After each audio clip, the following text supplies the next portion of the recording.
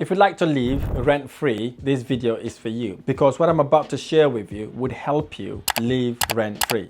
So I recommend you stay until the end to learn and understand exactly what steps you need to take in order to be able to live rent-free. Hey guys, it's Rahim. Welcome back to my channel. If you're new here, smash the subscribe button because I talk about property investment, personal development, and how to gain financial freedom. In today's video, I'm going to share with you a strategy that I've used to live rent-free period when I started my property investment journey. So it will transform the way you think about houses. It would also help you able to save money in order to invest for long term. So what is rent-free? Rent-free is the process by which you can rent a property, usually a larger house, and you subsequently sublet the remaining rooms in the property. So in this example, I'm going to show you how you can acquire the property, what you need to be looking for, how you can rent the property, and how much money you're likely to rent those properties, and how much money you're likely to make after living free, and make an extra £200 along the way as well. So in essence, you're getting paid for renting your own home. So let's get to it. But before we get to that, I'd like to thank everybody for joining the family. The family is growing immensely. The channel is growing. But we've done a little research. We realized 65% of the people that are watching our videos have not hit that subscribe button. If you're one of those, I ask you to kindly smash that subscribe button now to join the family. You see, when you smash that subscribe button and you hit the like button, the algorithm pushes the videos to wider and wider audience, and the channel tends to grow a lot more faster as well. Here's the promise I'm going to make. If you smash that subscribe button and the family grows, I can only promise you to deliver actionable, valuable content to get you closer to your financial freedom. I've also lined up lots of entrepreneurs, influencers, business people to interview so that you can learn how they start and scale their businesses and their enterprises. So let's get to it. So in order for you to live rent-free, it's important for you to have a goal and determine what you want to achieve from the rent-free. So let's get to talking about that. So the first thing you want to do is to do a market research. What do I mean by that? Is to study the rental market to ensure there is a demand for individual bedrooms where you are looking to acquire that property. So look at it in a way that would you be able to live in that property, or are you happy to live in that location? Is it very close to a train station? Is it very close to a bus stop, tram stop, shopping center, town center? So these properties like that, in order for you to be able to rent it room by room basis, it needs to be closer to that area as well. You want to look for demand, you want to look for supply. Are there lots of demand and less supply in that area? If the answer is yes, you may consider then to start looking for properties in that investment area. And it is important for you to kind of know that you want to live in that area yourself, because the whole point of wanting to live rent-free period is for you to be able to live in the property whilst you rent out the other bedrooms. So number two, find a suitable property. Once you've done your market research, you know there's a demand in that area. The next thing to do is to find a suitable property. So what you want to be looking at, you're looking at a bigger property. The bigger the property, the better for you. So ideally, I would advise you to look for 6 bedroom plus. If you got a 6 bedroom, it's even amazing. And that 6 bedroom that you're looking for needs to be affordable, in a prominent location, and attractive for people that are looking to rent bedrooms. And also it is important for you to get the property at an affordable rate in order for you to be able to rent it to make a margin from it. So what do I mean by that? So once you've got that property, 6 bedroom house, the landlord will not just tell you the price and then you just jump on the bandwagon and then say, okay, I want it, take it. No, you want to be looking at that property nicely, look at the bedrooms, whether they're all double rooms. If they're not double rooms, consider the single rooms, and then come up with an offer to the landlord that would foster a win-win resolution. Number 3, one of the most important part, or if not the important part, securing the property. So once you've negotiated the lease agreement with the landlord, you'd have to inform the landlord what you intend to do with the property. Very important. Be transparent with your intention. Let the landlord know, look, you're taking the 6 bedroom house, and what your intentions are. You could say your intention is to take 1 bedroom off the property and then obviously rent the remaining rooms. Tell them why you're doing it, tell them the benefit of you doing that, and also tell them that way they'll be able to look after the property property, manage it, so him, the landlord, doesn't have to have problems with looking at repairs and maintenance. He'll be taking all that on in order to be able to re-let the property, or in order for him to allow you to re-let the property. So tell him upfront so he's aware about what you're doing, because what you don't want is to have this tenant in your property only for the landlord to find out, he's happy about it, and then it becomes a problem with you and the landlord. So let him know, tell them what you're doing it, give them the, and motivate them, encourage them to do it. Show passion and conviction, wanting to look after their property, how much you love that property, etc., etc. That then motivates or actually encourages the landlord to hand the property over to you to live in whilst you manage it for them. Number 4, set up the legal agreement. Ensure the contract allows you to sublet the other bedrooms. And it's very important for you to either go for commercial lease or you go for a management agreement. Whatever agreement you go for, ensure that it's stipulated in that contract, and then it says that it allows you to sublet the remaining bedrooms, because again, what you don't want to do is to have all this thing done, to refurnish the house, get the property ready, or let the landlord to come back and say, oh, the contract doesn't say it. Although you've agreed with the landlord verbally, but it's important for that to be in the contract, written somewhere, that says it allows you to sublet the subsequent rooms in the property, because that then gives you the reassurance and it gives you the contractual agreements to do so as well. And most importantly, ensure this complies to your local council or to the local authorities where you are doing this agreement in order to avoid legal disputes. Again, doing the contract, do not cut corners. If they're asking for assured short-hold tenancies, you might not want to be doing that, because obviously that doesn't allow you to sublet the property. One of the agreements that would allow you to sublet the property is either you taking on the property on a management basis, allows you to manage it, look after the property, and subsequently rent it room by room basis. That then allows you. Alternatively, you can take on a lease agreement that allows you to pretend or to act as if you are the owner in order to be able to rent the property on a room by room basis. Whatever those two agreements are, ensure that it says on the contract you are allowed to subsequently sublet the property after you've taken it on.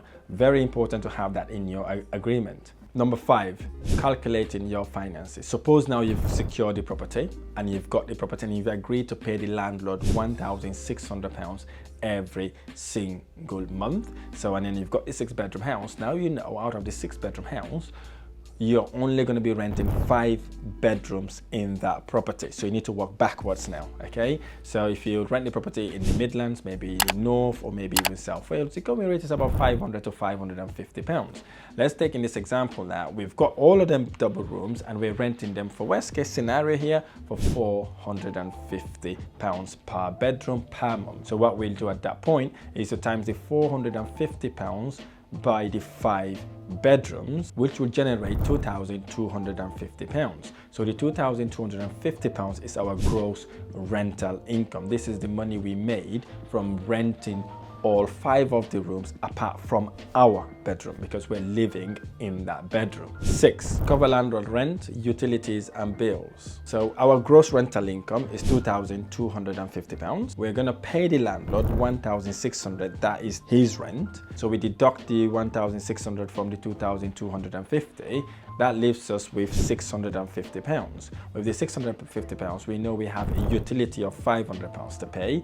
We deduct that 500 from the 650, that then leaves us with £150. So in essence, we've got a property below market rent, we've rented that property out in 5 bedrooms only, and then we from the money we made from that rental property, we're able to pay our landlord, pay our bills, and have about £150 spare to live on. So if you're very savvy, very prudent, or parsimonious with your money, you then know then you are able to save a bit of money after renting the property. So that then gets you excited, get you motivated to execute number 7, to furnish and prepare the house. So what we're gonna do then, now we need to furnish the house and prepare it for rental. We're gonna go and look for basic furniture. Don't go for expensive furniture, go for basic furniture that does the job instead of going for the premium furniture.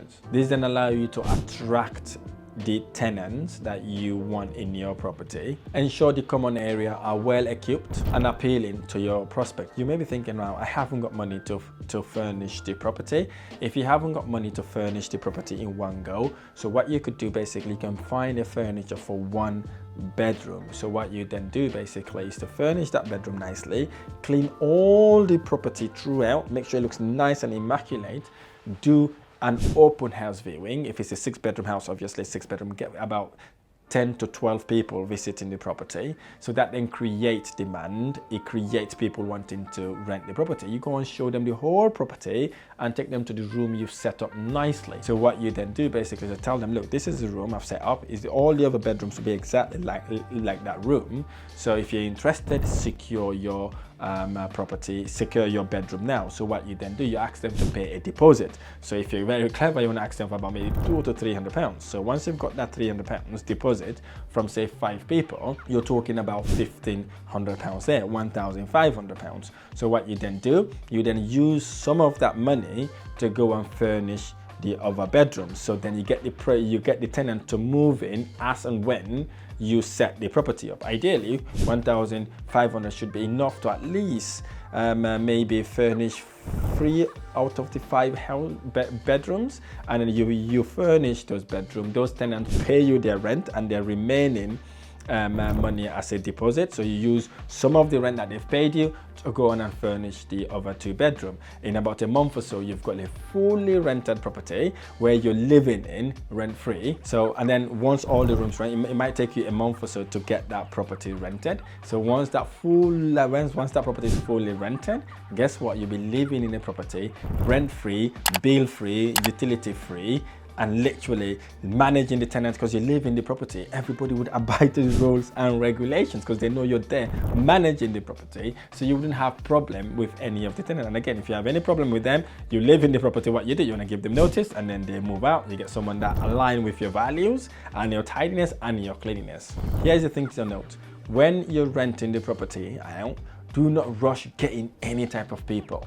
Okay, take your time to select your tenant, reference check your tenant, ensure they have met the requirement for your property, and if anything, get them to have a guarantor as well. Why you're doing this in order to allow you to have guaranteed income coming to you as well. As you know, when it's in a moving, you have to ensure that you got them on a minimum of 6-month contract, and you don't want someone to move in only to start crying again, say they haven't got money to pay. So vet your tenant, ensure they are the right tenant for the right property, get them to move in, and because you're living with these people as well, you kind of want to be choosing the people that you think you're likely to be able to live with. This is vitally important for you to execute, because in order for you to be able to get the rent free, bill free, utility free, you need to select the right sort of people that fit your kind of caliber in order to live with in a way that they're consistently be able to pay your rent without having any problem. And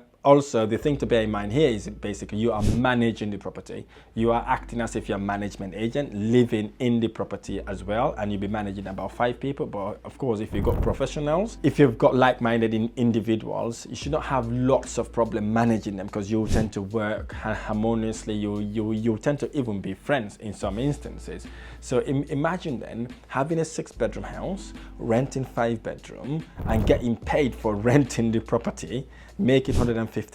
Perhaps, I'm not sure what sort of lifestyle you have. Perhaps £150 would go towards paying for your food. If that's the case, whatever you make from working would go towards saving. So literally you store that money there, you keep storing the money. Imagine you've got that property for maybe 3 or 4 years, and you've got that £150 to go towards your food, and imagine you're having a take-home salary of maybe perhaps £2,000. So if you're saving £2,000 every single month for the next 12 months, you're talking about £24,000. So you could use that £24,000 to start your property investment journey. Here's the thing I did exactly what I've just shared with you. What I did basically is to look for a property, rent that property from a landlord, live in one of the bedrooms, rent free, bill free, utility free, get a bit of money out of it as well, use that money as my expenses, and then all the salary All my money I get paid, I wasn't touching that money. I left that money in an account. It keeps growing and growing and growing and growing.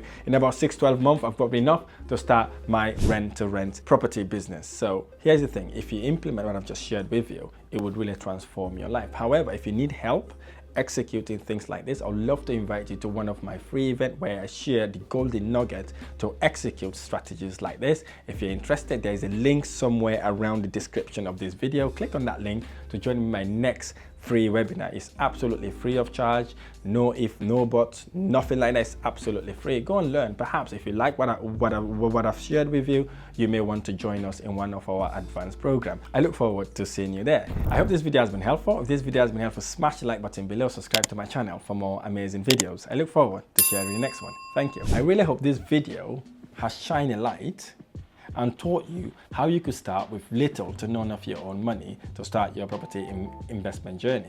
And here's the thing, knowing without doing is the same as not knowing. Now you know, or you've understand, you have an idea of how to do things like this. So it is your duty, responsibility and obligation to implement what I've just got to share with you. And I said, if you're interested, click that link on my description below to join me in my next free webinar. I hope to see you soon.